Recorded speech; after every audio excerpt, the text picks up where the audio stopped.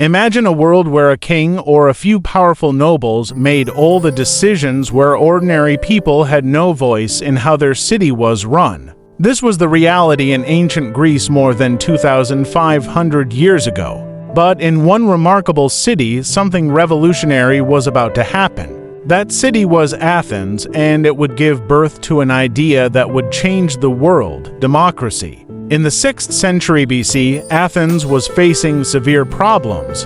The rich and the poor were deeply divided. Farmers were losing their land, debt slavery was common, and social tension was rising. Athens was on the verge of collapse. But then came a reformer, Solon.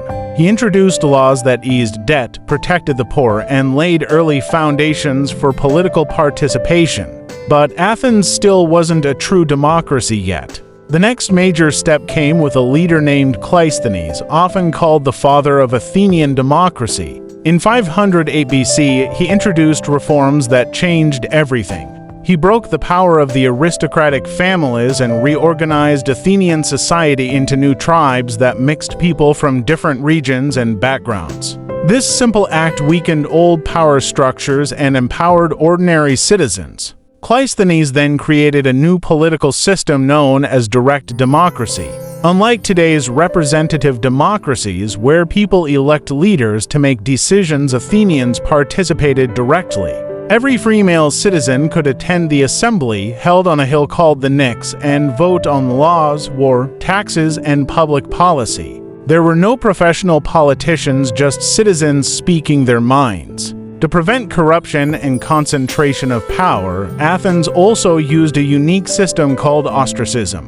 Once a year, citizens could vote to exile any individual they believed was becoming too powerful. If someone received enough votes, they were banished from the city for 10 years. It was harsh, but it helped protect the democracy from tyranny. Athens' democratic system wasn't perfect. Women, foreigners, and enslaved people could not participate. But for its time, it was revolutionary. It offered common people something rare in the ancient world: a voice. Under this new democratic structure, Athens flourished.